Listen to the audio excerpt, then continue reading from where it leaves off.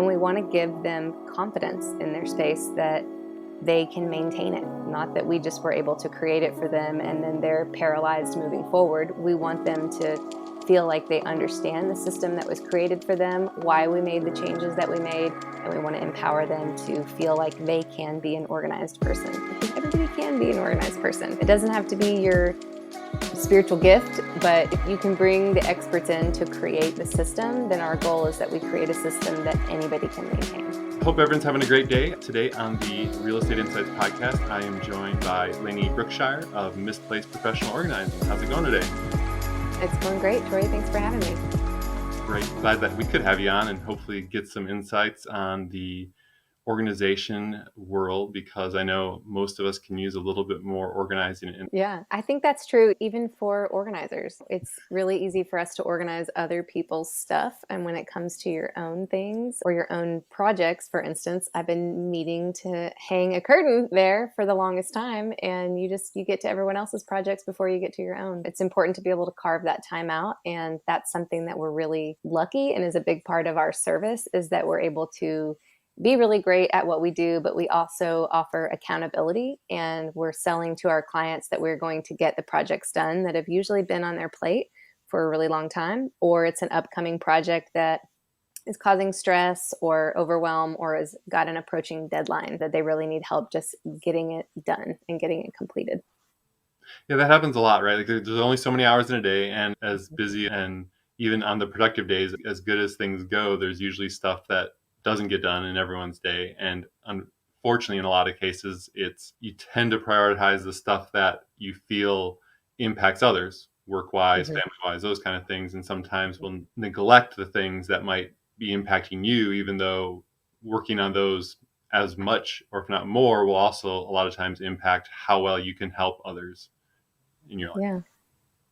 Yeah, and I don't know what the disconnect is, because you're right. It's like we do the things that impact other people and not what impacts ourselves. But let's say you're someone who lives alone, or you're somebody who's a part of a family unit. Our spaces really do still impact those in the next level, whether it's our family or it's our coworkers that we're going to meet to be at the office or whatever.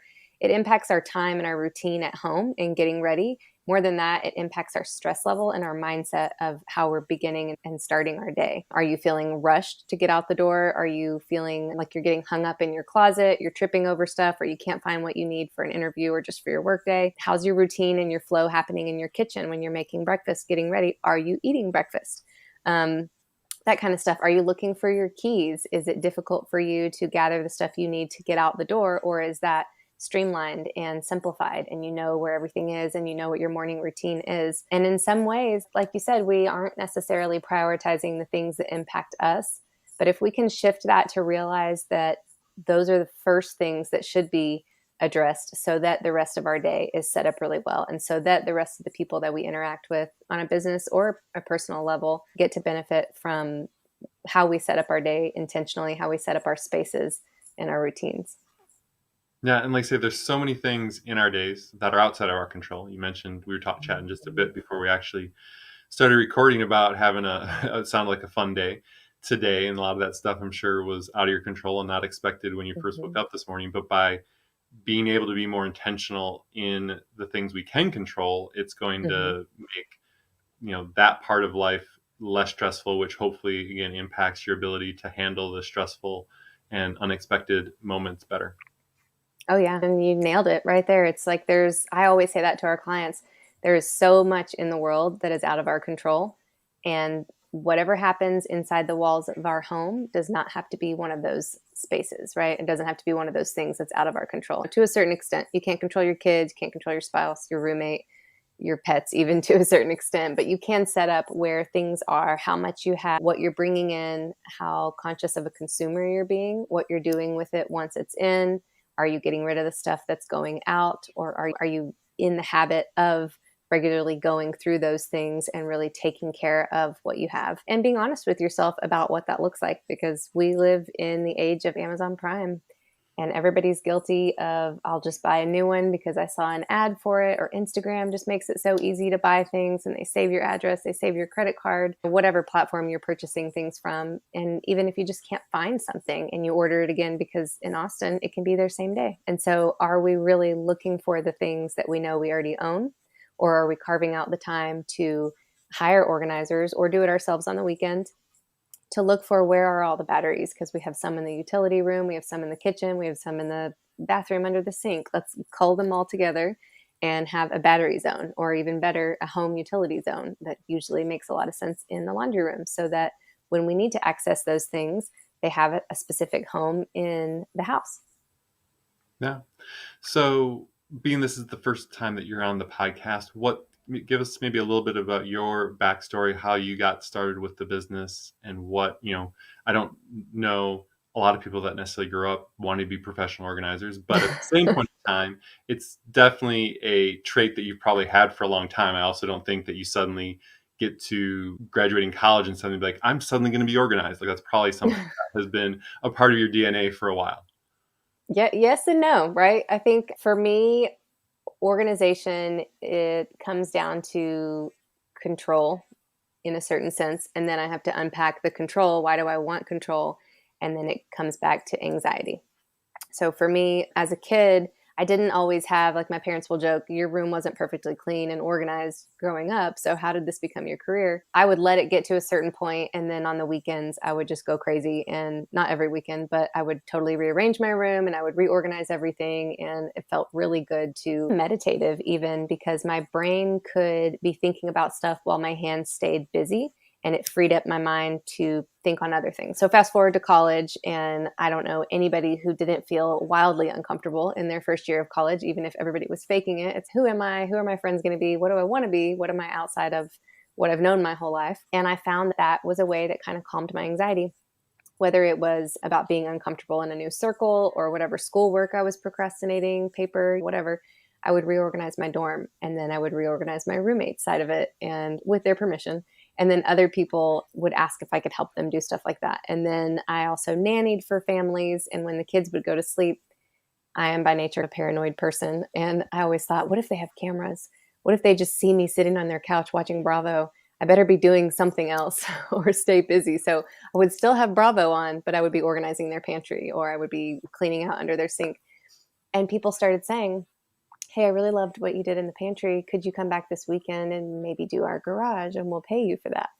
And I, at the time, was like, what? Yes, absolutely. I would love to do that. And I do love kids, but the other side of that was like, cool. And I don't have to be with your kids at the same time. Yeah. Even better. I can Like, and just I get to, focus on this and get paid. yeah. Yeah. So it just became a thing. And I remember when I went to school in Santa Barbara. And that's really where I got started, because I was working as a family as a personal assistant, or for a family as a personal assistant, and they were getting a divorce at the time, and they had hired a professional organizer, which I didn't even know was a thing yet. I just thought I was helping people with whatever they needed. And I'll jokingly still say to people, like, whatever your request is, as long as it's not illegal, I will find a way to figure it out. Like, I will find a way to do it for you and your family. And they hired an organizer and had me work alongside her. And it just made a lot of sense to me. And she started inviting me on some side gigs with her. And then honestly, that family that got divorced, I would work for the wife and I would work for the husband, because I also still nannied for their daughter. But they both had tons of organizing jobs on the side, and just snowballed from there. Getting started in Santa Barbara and the Montecito area in general is just like such a niche clientele, and they have a lot of resources, they have a lot of stuff, and so they're really able to keep an organizing gig going for quite a while. And I was able to build my skill and realize, hey, there's an organization of organizers, imagine that. So you don't have to reinvent the wheel.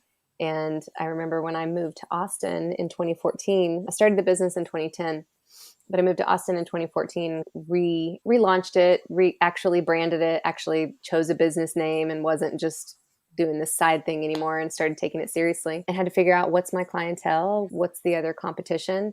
I didn't see anyone at the time targeting the same clientele that I was familiar with working with and very comfortable working with, which we work with all levels of clients, but we really specialize in a high-end, done-for-you luxury service. And so whenever I was in that organization of organizers and I was talking about what my service was, I remember people saying, nobody's going to pay you for that. And I thought, it sounds like I don't have any competition. It sounds like there's nobody going at my market, and motivated by let the haters be your motivators. And my dad, not that they were haters, but my dad was also like, nobody's going to pay you for this. You have a college education and you want to organize people's homes. And I'm like, yes, but I want to turn it into a business too. And I want to grow it. So anyways, here we are 13 years later, and it's working, and we've got a team, and it's paying the bills, and it's a huge passion of mine. I think if I could do it for free, I totally would. But what I was on the phone yesterday with a We client. won't let anyone. We won't let anyone know that No, though. So I know. I want to get to a place where we could do passion projects too, at least like once a year, because I would do it for single mothers who are working multiple jobs and just need their house to make more sense for their families. I was talking to a client yesterday who's an older gentleman, and they just moved from Houston. And he said, Layne, I was so on the fence about this service. I couldn't understand the price. I couldn't understand how it was more expensive than the move from Houston. And on the other end of it, I am wowed. I am happy to pay the price of what you guys delivered for us, because the biggest value, as he saw it, was we got him up and moving in a matter of 2 days, fully in his house, instead of, he said, what would be 60 days for he and his wife to fully unpack everything and get going. And honestly, 60 days is a positive outlook on it. I think most people get what they have to have unpacked, and the rest of it stays packed or gets shoved in the guest room and closets or garages or whatever, and it just doesn't get touched again. And this was an unpack job that we did for them. So it's not just unpacking the boxes, it's fully outfitting the space with organizing products, the perfect Tetris arrangement in a drawer, in all drawers, really. You can do that in deep drawers in kitchens. We see a lot of the deep drawers storage in kitchens in the newer builds and remodels these days.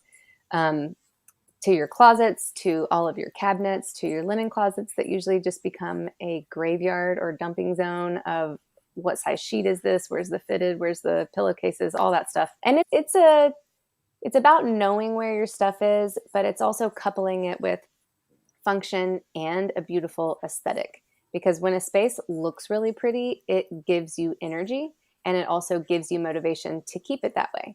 And when a space doesn't look pretty, it drains your energy, and you think, what's the point? I'm going to shove it in there and close the door before it falls out on top of me, because I have to like fully revamp this entire thing, and I don't have time for that. Or I do have time for that, but I don't want to fight with my spouse over the weekend trying to figure out who's going to get rid of their favorite college t-shirt. Or I just don't want to do that over the weekend. You know what I mean? It's like, we live in the world of being able to outsource stuff or ask an expert for help. So it can be fully outsourced to us, or you can say, I just want some help getting it done, which is funny because usually when somebody says they want help, and when we come in and say we can do it all for you, they're like, oh, okay, I'm going to leave. I'm going to get my nails done, or I'm going to whatever. If you can really do it all, be my guest. Here's the key. See you later. And that's awesome too, because we get to deliver a transformative space to the client, and they're involved in the investment. But then we take care of all the details, and then we can literally give them a tour of how to use their space, which works really well if they've been in the house for a while and they have to relearn a little bit where stuff is. If you were used to the top right drawer being where your ladle was forever, but we put it in a space where it makes more sense for how you use and flow in the kitchen. It works really well for remodeled spaces or new homes in general, because you're starting the routines off right from day one, instead of just being in a hurry to unpack your boxes and have the movers take the moving materials. It's unpacking them methodically and really thinking about how you use a space. Do you find that it's easier, or I don't want to say better, a better type of job? But you mentioned someone saying, hey, here, oh, I need your help. Oh, you'll just do it? Great, I can do that. Versus someone that wants to or thinks they need to be involved. And I could see where both could be helpful. That, again, obviously, potentially some input probably is going to lead to a client liking the space better than maybe you just completely redoing it, and them not, even though it's truly a better space, they may not like it because their ladle's in a different drawer kind of thing. But does one tend to work better than the other generally?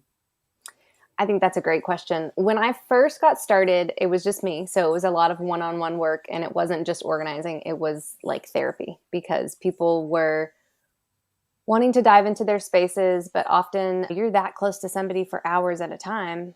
One-on-one, it's taking longer with one person for more days, even though it's the same amount of hours. If 4 people are there for a full day, we're getting in that many more hours in a single day and making that much more progress. So the one-on-one, at this point, we don't do one-on-one anymore. We always send at least a minimum of 2 organizers. because it was harder to accurately estimate how the job would go because it was completely up to the client's ability to make decisions and the pace they wanted to go, which was okay if we continued charging them hourly for the project. Now we do it more as a project estimate. So we can tell you, here's what the total project costs plus our materials allowance. We want to give you the bottom line as much as we can, so there's no surprise costs. And I think in today's world, especially in Austin anyways, people are just so busy, and time is the most valuable resource, right? That's not renewable. And so that's what everybody in some way is selling, is what can you provide a service that gives me back something that I'm desperately lacking. And it's usually time. We're busy with work, or we're busy with our kids, or we want to travel, or we want to whatever else. And this doesn't feel like a place people want to spend their time unless they're neurotic like me and my team. We love it. And so we definitely need clients' input on certain spaces, offices, when it comes to paper organizing and routines and how they prefer their space to be. But what we try to do is really ask all the right questions up front, starting with our phone consult. And then we do a really thorough in-home consult as well. That's with our project manager and with our client. And we try to ask all those questions on the front end so that we can learn about their routines and learn about their spaces. And then as we begin the actual sessions, we will group our questions for them. So we're going to take everything out, we're going to get started, and then we'll come to you with questions we'll give them a time. A lot of people are working from home now, and so that works for them too. They may have morning appointments, and then we'll meet around lunch and ask the questions that we need them to decide on. And that works really well because we can group items together. So let's use a closet for an example. If we're just starting in the closet at the beginning of the day and we pull out an item and say, do you want to keep this one? It can be really overwhelming for people. So first of all, it's very vulnerable, and people are worried about what we're going to think. Are they going to judge me? Oh my gosh, they can't believe I live this way. We don't judge at all. I don't think any organizing companies do, but if they do, you shouldn't be working with them. This is job security for us through and through. And I will say that as a joke, but I also mean it very seriously. If we judged your spaces, we would be out of the job, right? We're here to help you because we look at your space and I can visually see the potential that it has before we even get started, which is what makes me so excited about being able to help people that feel like their space is hopeless, right? Or I just don't know what to do. Sometimes it is, we have to get rid of some stuff to make space for what you want, or so that you can actually use it. But we really talk them through it. Back to the closet. Let's say we pull out one thing and say, do you want to keep this? I don't know. I know I have another black sweater, and that's one black sweater, but it can very quickly become this long drawn out process versus give us a couple hours in there. We're going to pull everything out. We're going to group all the black sweaters together, all the black t-shirts together, all the black tank tops together, get it in zones and categories. And then we're going to ask you to make decisions on that zone. Here's all your black sweaters. There's 10 of them. 5 of them have stains. 3 of them have holes. Oh my gosh, I didn't even know I had those 5 with stains. The 3 with holes can absolutely go. The 5 with stains, let me try to work on those. Or yes, those can go too. The others that remain, absolutely, I want to keep them. It's easier to make decisions on a group, a category, or a group of items than it is to constantly switch from tank top, sweater, shirt, dress, shoes. Like, it's a lot of decision making, and then decision making fatigue real quick. And then the client isn't feeling motivated, or they're feeling overwhelmed. And so we want to simplify that process as much as possible to make the process for them feel easier. We want them to feel good with the service, right? Not only so that they enjoy their experience with us, we hope for repeat business, we hope for referrals, we hope really for transformed spaces for them in their home. And we want to give them confidence in their space that they can maintain it. Not that we just were able to create it for them and then they're paralyzed moving forward. We want them to feel like they understand the system that was created for them, why we made the changes that we made, and we want to empower them to feel like they can be an organized person, because everybody can be an organized person. It doesn't have to be your spiritual gift, but if you can bring the experts in to create the system, then our goal is that we create a system that anybody can maintain. You want the repeat business, but you don't want it weekly repeat business from the same person. You like for them to It depends. Again, and be able to kind of keep it to some degree, be able to keep the space organized. One of the other things that you mentioned, which I think takes me back to the real estate side of things, is how you walk in, people may feel like you're judging them, but you can just see what the space would look like, or you can have that vision. As a real estate agent, that's something that we run into all the time with people trying to sell their home or someone trying to buy a home is can they have a much harder time seeing what the home could be if the home isn't staged properly, if it isn't, if someone's Oh trying to my sell gosh, and it's yeah. messy and it looks like it's cluttered. How could this look like a really nice home because it's cluttered? Well, if we take a lot of that stuff out, if we take down the old pictures, if we repaint, if we do all this. And so it's one of the reasons that staging is helpful, because it's, for whatever reason, it's just a lot harder to imagine what that space can look like. And I get it, right? Mhm. Like you do it all the time. So you've seen those transformations happen all the time. So it's a lot easier for you as someone who's been in hundreds of homes, thousands of homes. Like you Yeah. can understand how that would look different, where someone who is only dealing with that once every couple of years, it just has a much harder time. Also, when they have Yeah. the, half a million, couple $1 million investment into the property, there's additional stress that makes it sometimes hard Oh my to see gosh, some of yeah. those things as well too. Yeah, and like you're saying, people that are moving every couple of years have a better skill of that than people who are moving every 10, 20, 30 years. And like you said, all the stress that goes into that, it doesn't necessarily mean that they're visually creative. They're able to see past that, and it can make or break a sale, right? No. Going back to one you said early on was an organization of organizers, which I find hilarious in my I know. nerdy kind of way. You mentioned that you were looking at doing that, you found a niche in that group that others didn't see in that regard. Was that specifically just working with more a higher net worth clientele to do those white glove services, or what was the traditional organizer doing instead then in that regard? Yes, it's the high end, the done for you, the white glove service, and it was a higher price point. And whereas a lot of other people were charging like $20 or $25 an hour, and this was in 2014. This was before The Home Edit came out on Netflix. This was before Marie Kondo was on Netflix, which really brought a lot of awareness to the industry. It had already existed for, I don't even know how many years, but more than 20. This organization did, and they just, I think it was the best way I know how to explain it is that the other people that were in the group at that time, there was maybe a handful of people in the Austin chapter that were around my age, and I was 26 when I moved to Austin. But everyone else was, from my perspective, was in the second phase of their career, or maybe they had a career that they retired from and they were getting started with this kind of on the side, or not to say as a hobby, because I think they did want it to turn into something, but they weren't charging, in my opinion, at a rate that was going to be able to sustain an actual business. And what that looked like for me was not just charging for my time on the job. If you're doing product sourcing, you're doing the admin side of it, you really have to think about what's your overhead and how many hours are actually going into the planning for me to be at your house for 4 to 8 hours a day. And when I started it, I think I was doing 3 hour sessions because I also had to do the shopping and everything else outside of it. And I just didn't see how that was sustainable. And I also wanted to be able to reach a different market. And I was offering it. The service was matching the price that I was asking for, but I wasn't seeing other people want that price. And they were really wanting to do that one-on-one work. And I reached a point where I loved the relationships that I built with the one-on-one work, but I wasn't able to see the transformations that I wanted to with the one-on-one work, because I would come back, and let's say we'd worked in an office for 3 hours and I was coming back the next time at whatever interval. I wasn't scheduling them in back-to-back projects like we are now. Like we want to finish a job in consecutive days now. That's what people want. They want a transformation, and they want it to be complete, and they want to move on. Not to say they don't enjoy their relationship with us and vice versa, but in and out, because it's a lot to have people in your home, right? And same for real estate transactions. As smooth as you can make it for them, it's a better experience for everybody all around.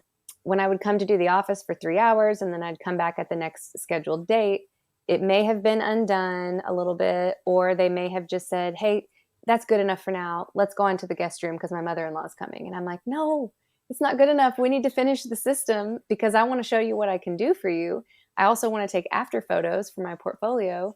And that's my reputation in there. If you tell somebody that I worked for you, and that is not a complete project. So I really figured out how to change what my service offering was to really give the client what they didn't know they were asking for. And that was in coming in, and instead of saying you can buy 3 hours at a time, I'll quote out your project. You tell me the spaces that you're interested in, and I'll tell you what it takes to do that. And I aligned it with, if you ask for your bathroom to be remodeled and the contractor comes back, he's not going to say, oh, here's what it would be for 3 hours, or here's what it would be for this whole project. He would say, here's what it's going to cost to remodel your bathroom. We can get into the nitty gritty of what materials we end up using, but this is how you get what you're asking for. And I saw a really big change in that. Brevity is not really mine. I'm trying to think what the original question was. Yeah, no, part of why I asked again early on about like someone being there, someone not, because it does take me to the remodel side of things where a lot of people may have to live in their home while they're getting a room remodeled or something. And that can be challenging for the remodeler because then they're pointing out stuff that the remodeler knows and he's going to get to, but it's not necessarily, there's in the a right process order that they have where, hey, this A happens, then B happens, then C happens, Yeah. then we can go back and get the final product all leveled out. Whereas when someone's there and they're on a remodel kind of thing, and they notice all these things that are just a natural part of the process. And I would imagine that there's some similarities in organizing too. If you mentioned the sweaters or whatever, if someone's looking over your shoulder, hypothetically, at the stuff that you're kind of taking out of closets and drawers in different places, we need that. You can't let that go. I need that, even though I haven't used it in 8 months or years or whatever it may be. Yeah. And we do run into that. And I don't mean it to sound like we're not patient with that, because you're inviting us into your home. At the end of the day, it's your house. What you choose, you want to keep. We're here to honor that. We're here to figure out a way that we can meet what your goals are. And if it's a client that is having a hard time letting go of certain stuff, then we want to keep reminding them of their why. Why did you hire us? Why are you feeling overwhelmed? Why is your space not working for you now? And how can we help it work? Because we see so many clients that are working around their home instead of finding ways to help their home work for them, whether that is just little changes like remodeling a closet or investing in hangers that help you save space. The slimline hangers, they really do go a long way in allowing you to keep more items if you'll switch the hanger section there. Do have clients, less so now, I feel, because it is such a trendy thing right now. Organizing is trendy that people want to just hand it off. But if they are looking over the shoulder, or as we're starting to put things in and they'll say, oh, I don't really like that there, or why'd you move that there? And it's okay. We can slow down and explain that to them. Sometimes we don't know yet. Like, we can plan 80% of the project, or maybe not even that much really, because we can do the project planning and the product planning, and we can get a good idea of what we saw from the consultation, which is usually around an hour and a half. And we have photos that we study, and we've talked about the details of it with the client. But until we open the drawers and start opening the boxes, we don't really know the minutia of what's inside there. So it's trial and error. It's Tetris until it's not. We have all these options of what we can use. We're going to plug this in. Oh, we thought that was going to work there, but there's a 1/2-inch lip on this side and it's not on the other side. And so we just explain to the client, like, oh, absolutely, yeah, we want to incorporate that. Here's why we're trying this. And we want to slow down and explain it to the client if they're interested, because we want them to feel confident in their investment. We don't want them to feel like we're saying, hey, leave us alone. I have told people very politely, you're hiring us in the best way possible. We want you to step aside so we can do what we're really great at. And we're always going to pull you in when we have questions and when we know a certain space is really important to you or sensitive to you for whatever reason, whether that's somebody has recently passed in your family. People hire us for all kinds of reasons. So we want to learn as much as we can about our client on the front end so that when we're doing the install, we're sensitive to all of that and we can meet our client where they are. A lot of what we do, it's taking care of people. Like, it's not just organizing, it's doing for them what they want to be able to do for their space. Maybe they don't have the time, maybe they don't have the actual skill set. It's not rocket science, but it can be to people that aren't. To people that have ADD, it is rocket science. They can't finish that project. And you never know if, like a husband and wife situation, the wife maybe she is a stay-at-home mom and she feels like she should be able to get to this on her own. So she's beating herself up for the fact that she has to call in help. Maybe she has a full-time job and she's a mom and she feels like I should be able to do it all. So there's a lot of shame around that for a lot of people that reach out. And we just want to be there to support them and say, you can still take credit for this because you picked up the phone. They don't have to know that we did it. You can say that you did it all without having to be the one who does it all. Yeah.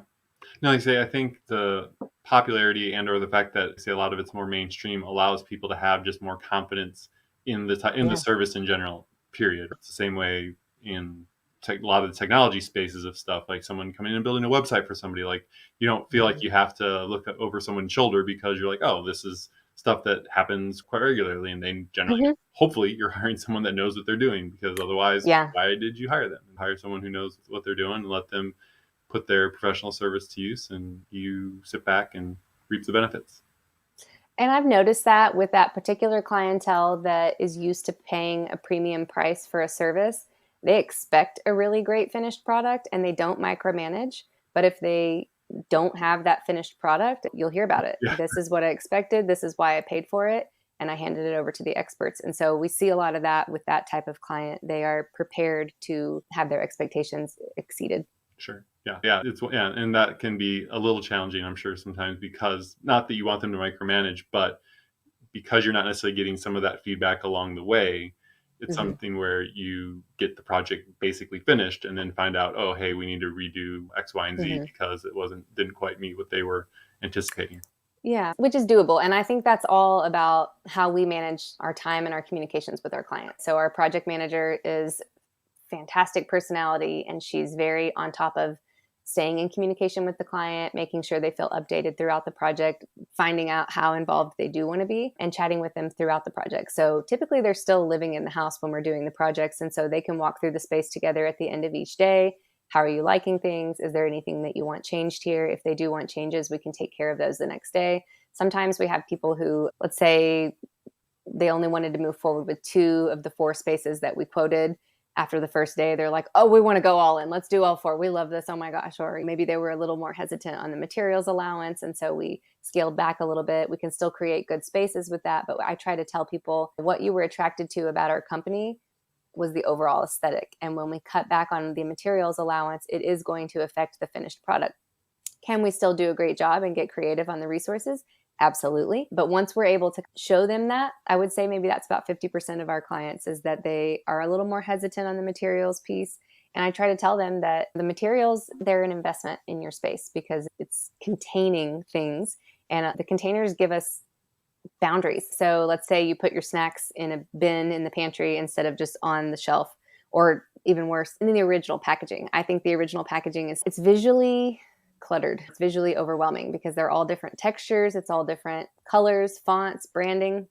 And you walk in there and your eyes they're just overwhelmed, like in a Vegas um, Casino. room with all the slot machine. Yeah, in the casino. I mean, you just all the things and all the stimulation, which in Vegas, that's what they want you to feel. In your pantry, you want to be like, here's what I want to eat, or here's how I'm going to cook, or whatever. Here's what I need to buy because I can see what's empty. So if you put the snacks in a bin, it keeps them contained, and it has a boundary here on the left and a boundary here on the right, instead of seeping into everything else. And then a new snack comes in and buries it. And now you have expired things. When this snack bin is empty or whatever is there, you know that on your grocery list, I need to buy more of that snack because you can see it, especially for people who buy the same stuff regularly. And that really is most people. We like the stuff that we could stay generic with the label and it can say snacks because you may eat the same thing for a while and then get something else. But that space is already reserved in your pantry for that particular zone. And so people see that and they start to see the value of the products. And they're like, oh, okay, yeah, let's up the materials budget. And we expect that some clients will feel that way. So we've found a way to do that. And okay, here's what that looks like. Here's where we can maybe accomplish it within the time that we're already scheduled to be here. Or here's when we can come back to do that. Nice. Sure, we'll have the opportunity to talk about a lot more organizing stuff because it's a never-ending job for all of us living in our homes and for you especially, since it is your job. But yeah, with that though, let's hope everyone on the podcast has a wonderful day. And if they found some value, hopefully they give us a listen to some more episodes. So I appreciate your time. Me too, Troy. Thank you. Thanks a lot.